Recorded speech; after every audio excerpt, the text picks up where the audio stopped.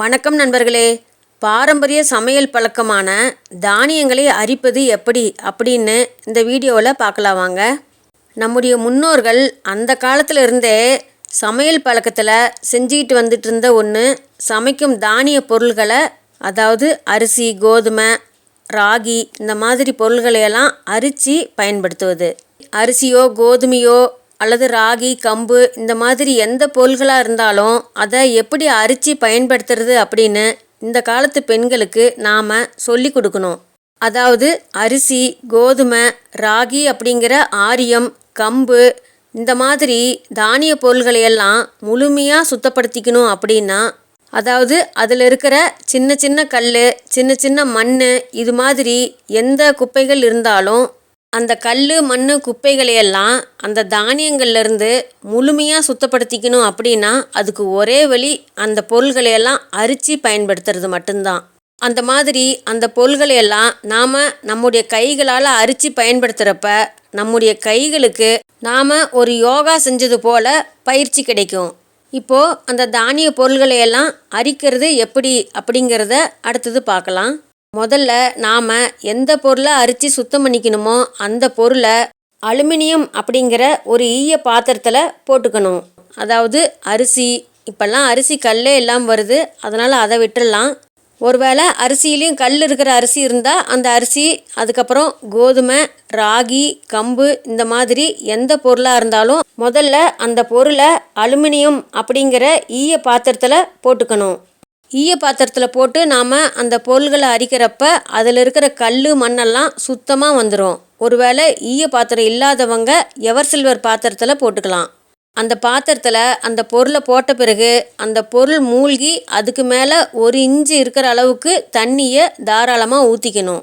அதுக்கப்புறம் அதில் ஏதாவது கவரிங் வளையல், அப்படி இல்லை அப்படின்னா ஏதாவது கொஞ்சம் வெயிட்டான பொருள், அதாவது நல்லா சுத்தமாக கழுவி இருக்கிற ஏதாவது ஆணி அந்த மாதிரி கூட எதை வேணாலும் கொஞ்சம் வெயிட்டான பொருளை அந்த அரிக்கிற தானியத்துக்குள்ளே போட்டுக்கணும். ஒருவேளை இந்த தானியங்களையெல்லாம் அரிக்கிறதுக்கு முன்னாடி ஊற வச்சும் அதுக்கப்புறமும் அரிச்சிக்கலாம், அல்லது முன்னாடியவும் அரிக்கலாம். ஆனால் அந்த பொருள்களை ஊற வச்சுட்டு அதுக்கப்புறம் நம்ம அரித்தோம் அப்படின்னா அதில் இருக்கிற கல், மண்ணெல்லாம் இன்னும் சுத்தமாக வெளியே வந்துடும். அந்த தானியத்தில் வளையிலோ அல்லது வேறு வெயிட்டான பொருளை போட்ட பிறகு அந்த தானியத்தை அரிக்கிறதுக்கு ஒன்றா கீழேயே உக்காந்து, அதாவது தரையிலேயே உக்காந்து நாம் நம்முடைய 2 கால்களையும் நீட்டிட்டு வலது கால் மேலே இடது காலை போட்டுட்டு இடது கால் மேலே அந்த தானியம் இருக்கிற அந்த பாத்திரத்தை வச்சுக்கணும்.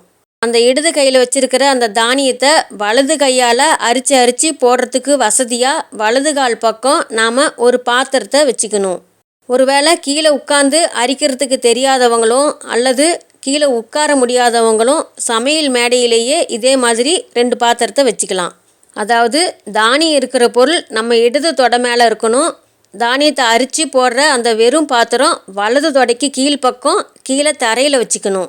இந்த மாதிரி எல்லாம் ரெடி பண்ணி உட்காந்துக்கிட்டு இடது கையால் அந்த தானியம் இருக்கிற அந்த பாத்திரத்தை நம்முடைய பாத்திரத்து பக்கமாக ஒரு தடவை ஆட்டியும் இன்னொரு தடவை நம்ம பக்கமாக, அதாவது நம்ம உடம்பு பக்கமாக அந்த பாத்திரத்தை இன்னொரு தடவை ஆட்டணும். இந்த மாதிரி அந்த இடது கையில் இருக்கிற அந்த தானிய பாத்திரத்தை அந்த பக்கமும் இந்த பக்கமும் மாறி மாறி ஆட்டணும். அந்த சமயம் நம்ம வலது கையினால் அந்த தானிய பாத்திரத்தை நமக்கு முன்னாடி, அதாவது நம்மக்கிட்ட கொண்டுட்டு வரும்போது டபக்குன்னு 1 செகண்டில் அப்படியே வலது கையினால் மேலாக பாலேடு எடுக்கிற மாதிரி மேலாக அந்த தானியத்தை ஒரு கை எடுத்துக்கணும். எடுத்துக்கிட்டு அந்த தானியத்தை வலது தொடைக்கு பக்கத்தில் கீழே வச்சிருக்கிற அந்த பாத்திரத்தில் போட்டுக்கணும். திருப்பியும் அதே போல் இடது கையை ஆட்டி ஆட்டி வலது கையினால் அடுத்த ஏடு எடுக்கணும். அதாவது இடது கையில் நாம் முன்னாடியும் நம்ம பக்கமும் ஆட்டிகிட்டே இருக்கிறப்ப அந்த பாத்திரம் நம்மக்கிட்ட வர்றப்ப கரெக்டாக வலது கையை வச்சு எடுத்தோம் அப்படின்னா கரெக்டாக நம்ம கையில் அந்த தானியம் அள்ளிடும். அந்த தானியத்தை வலது கையால் அப்படியே எடுக்கிறப்ப ஒரு பால் ஏடை எடுக்கிற மாதிரி அந்த மாதிரி சன்னமாக தான் எடுக்கணும். ரொம்ப ஆழமாக போனோம்னா கல், மண் வர்றதுக்கு வாய்ப்பு இருக்குது. இந்த மாதிரி அரிச்சு போட்டுக்கிட்டே இருக்கிறப்ப அந்த இடது கையில் இருக்கிற பாத்திரத்தில் இருக்கிற அந்த தானியங்களினுடைய அளவு குறையும். தானியங்களினுடைய அளவு குறைய குறைய அதில் இருக்கிற தண்ணியினுடைய அளவு அதிகமாக ஆகும். அந்த மாதிரி அதில் தண்ணி அதிகமாக இருந்ததுன்னா நாம் அப்படியே அரித்து அந்த தானியத்தை அள்ள முடியாது. அந்த சமயம் அதிகமாக இருக்கிற தண்ணியில் கொஞ்சமாக நாம் அரிச்சு போட்டுக்கிட்டு இருக்கிறோம் இல்லைங்களா, அந்த பாத்திரத்தில் கொஞ்சமாக ஊற்றிக்கணும். அதாவது நாம் அரிக்கிறதுக்கு எவ்வளோ தண்ணி இருந்தால் போதும் அப்படின்னு நமக்கு தெரியும். அந்த அளவுக்கு மட்டும் தண்ணி வச்சுக்கிட்டு மீதி தண்ணியை அந்த வலது கை பக்கம் இருக்கிற அந்த பாத்திரத்தில் ஊற்றிக்கணும். இதே மாதிரி அந்த தானியத்தை முழுசாக அரித்து முடிக்கிற வரைக்கும் இதே மாதிரியே அரிச்சு போட்டுட்ருக்கணும். தண்ணி அதிகமாக இருந்தால் அதை குறைச்சி வச்சுக்கணும்.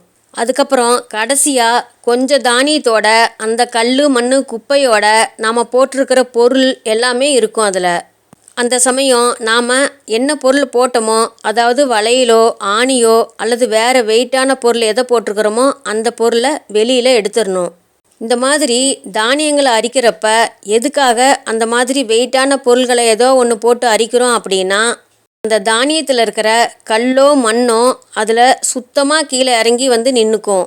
அதுக்காக தான் இந்த மாதிரி ஏதோ ஒரு வெயிட்டான பொருளை அந்த தானியத்தோடு போட்டு அரிக்கிறது. அதுக்கப்புறம் கடைசியாக இருக்கிற அந்த கொஞ்சம் பொருள் அந்த கல் மண்ணை வந்து கொஞ்சம் தண்ணி கொஞ்சம் அதிகமாக இருக்கட்டும் அந்த மாதிரி பார்த்துக்கிட்டு முன்ன மாதிரியே முன்பின் ஆட்டி அப்படியே கொஞ்சம் வேகமாக கொண்டு வந்து அந்த வலது பக்கம் இருக்கிற பாத்திரத்தில் ஊற்றினோம் அப்படின்னா அதில் அந்த அரிக்கிற பாத்திரத்தில் முன்பக்கமாக அந்த தானியங்கள் வந்து நின்றுக்கும். அதே அரிக்கிற பாத்திரத்தில் உள்ளுக்குள்ளே கீழ்ப்பக்கமாக அந்த கல் மண்ணெல்லாம் தனியாக நின்றுக்கும். நாம் அதில் அப்படியே அழுங்காமல் அந்த தானியங்களை மட்டும் வலது கை பக்கமாக இருக்கிற அந்த பாத்திரத்தில் போட்டுக்கிட்டு திருப்பியும் அந்த இடது கை பக்கமாக அரிச்சிக்கிட்டு இருந்த அந்த பாத்திரத்தில் மறுபடியும் கொஞ்சம் அதே போல் தண்ணி ஊற்றி திருப்பி இதே போல் வலது கை பக்கத்தில் இருக்கிற அந்த பாத்திரத்தில் வடிச்சிக்கணும். கடைசி வரைக்கும் இதே மாதிரியே பண்ணிக்கிட்டு கடைசியாக அதில் நிற்கிற கல் மண்ணை மட்டும் தண்ணி ஊற்றி கழுவி கீழே ஊற்றிடணும்.